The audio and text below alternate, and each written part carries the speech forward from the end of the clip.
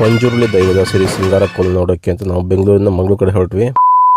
ನಮ್ಮ ಸ್ನೇಹಿತರು ಮಂಗಳೂರು ಭಾಗದಲ್ಲಿ ಸಿರಿ ಸಿಂಗಾರ ಕೋಲ ನಡೆಸಿದ್ರು, ಸೊ ಇನ್ವೈಟ್ ಮಾಡಿದ್ರು. ಇವತ್ತಿನ ಸಂಡೇ ಸ್ಪೆಷಲ್ ಬ್ರೇಕ್ಫಾಸ್ಟ್ ಬಂದು ಬ್ರೆಡ್ ಆಮ್ಲೆಟ್ ಯಾರು ಮಾಡಿದ್ರು ಅಂತಂದ್ರೆ ನಮ್ಮ ಕಪಲ್ ಸರ್ಕಲ್ ಮಾಡಿದ್ರು. ಬೆಳಗ್ಗೆ ಸ್ನಾನ ಮಾಡ್ಕೊಂಡಿದ್ರು, ರೆಡಿ ಆದೆ. ನಮ್ಮ ಸ್ನೇಹ ಬ್ರೇಕ್ಫಾಸ್ಟ್ ಬ್ರೆಡ್ ಆಮ್ಲೆಟ್ ಮಾಡ್ಕೊಟ್ರು. ಬ್ರೇಕ್ಫಾಸ್ಟ್ ತಿನ್ಕೊಂಡು ರ್ಯಾಪಿಡ್ ಕ್ಯಾಚ್ ಮಾಡ್ಕೊಂಡು ಸೀದಾ ದಾಸರಳ್ಳಿ ಕಡೆ ಬಂದೆ. ದಾಸರಳ್ಳಿ ಬೇರೆ ಊರ ಹಬ್ಬಕ್ಕೆ ಪ್ರಿಪರೇಷನ್ ನಡೀತಿತ್ತು. ಇಲ್ಲ ಒಂದ್ ಕಡೆ ಲೈಟಿಂಗ್ ಎಲ್ಲ ಹಾಕಿ ಬ್ಯಾನರ್ ಎಲ್ಲ ಹೊಡೆದ್ಬಿಟ್ಟಿದ್ರು. ಮರೇಶಣ್ಣವ್ರು ಮಾಡ್ಕೊಟ್ರು, ರಥ ಕೂಡ ತಂದು ನಿಲ್ಸಿದ್ರು. ಅಲ್ಲಿಂದ ಮರೇಶಣ್ಣವ್ರ ಮನೆ ಕಡೆ ಬಂದು ಮರೇಶಣ್ಣ ಅವಾಗ ತಾನು ರೆಡಿ ಆಗಿ ಬಂದ್ರು. ಅಣ್ಣನ ದಿನಚರಿ ಹೇಗೆ ಅಂತಂದ್ರೆ ಬೆಳಗ್ಗೆ ಪೂಜೆ ಮಾಡಿದ್ರೆ ಆಚೆನೆ ಬರಲ್ಲ. ಪೂಜೆ ಮುಗಿಸ್ಕೊಂಡು ಸೀದಾ ಗಾಡಿ ಎತ್ಕೊಂಡು ಹೊರಟಿದ್ದಾರೆ ಹೊಸ ಮನೆ ಕಡೆಗೆ. ಅಣ್ಣವ್ರು ಒಂದು ಹೊಸ ಮನೆ ಕಟ್ತಿದ್ದಾರೆ, ಶೀಘ್ರದಲ್ಲಿ ರಿವೀಲ್ ಆಗುತ್ತೆ. ಅಲ್ಲಿನ ಕೆಲ್ಸಗಳು ನೋಡ್ಕೊಂಡು ಸೀದಾ ಹೊರಟಿ ಹಿರಿಸೇವೆ ಕಡೆಗೆ. ಸಂಡೇ ನೆಲಮಂಗಲ ಟೋಲ್ ಹೋಗ್ತಾ ನೋಡಿ ಎಷ್ಟು ಟ್ರಾಫಿಕ್ ಇದೆ. ಆನ್ ದ ವೇ ಹೋಗ್ತಾ ಒಂದು ಜಾಗ ನೋಡ್ಕೊಂಡು ಈ ಜಾಗ ಯಾಕೆ ಅಂತ ಒಂದು ಸ್ಪೆಷಲ್ ಇರೋದು ಹೇಳ್ತೀನಿ. ಅಲ್ಲಿಂದ ಹಿರಿಸೇವೆಗೆ ಬಂದು ಸಂದೀಪ್ ಅವ್ರು ಸಿಕ್ಕಿದ್ರು. ಇವ್ರು ಇದರ ಗೊತ್ತಾರ ಅಭಿಮಾನಿಗಳು ಬರ್ತಾನೆ ಇರ್ತಾರೆ. ಅಲ್ಲಿಂದ ಮತ್ತೆ ಮರಶನ ಊಟ ಮಾಡಬೇಕು ಅಂತ 2 ಕಡೆ ಹೊರಟ್ವಿ. 3 ಗಂಟೆಗೆ ಬೆಂಗಳೂರು ಕಡೆಗೆ ಎಷ್ಟು ಟ್ರಾಫಿಕ್ ಇದೆ ಅಂತ ನೋಡಿ ಊಟಕ್ಕೆ ಒಲೆ ಊಟದ ಕಡೆ ಬಂದು ಬಿಸಿ ಮುದ್ದೆ ಕೈಮಾ ತಿನ್ಕೊಂಡು ಅಲ್ಲಿಂದ ವಾಪಸ್ ಹಿರಿಸೇವೆ ಕಡೆ ಬಂದ್ವಿ. ಸಂದೀಪ್ ಅವ್ರನ್ನ ಪಿಕ್ ಮಾಡ್ಕೊಂಡು ಮಂಗಳೂರು ಕಡೆ ಪ್ರಯಾಣ ಮುಂದುವರ್ಸಿದ್ವಿ. ಗಾಡಿಗೆ ಒಂದು ಫುಲ್ ಟ್ಯಾಂಕ್ ಹಾಕ್ಸಿ ಸ್ವಲ್ಪ ಶಾಪಿಂಗ್ ಮಾಡ್ಕೊಂಡು ನಮ್ಮ ಪ್ರಯಾಣ ಮುಂದುವರ್ಸಿದ್ವಿ. ರೂಮ್ ಬಂದು ಫ್ರೆಶ್ ಅಪ್ ಆಗಿ ಕೋಲ ನೋಡೋಕೆ ಅಂತ ಹೊರಟ್ವಿ.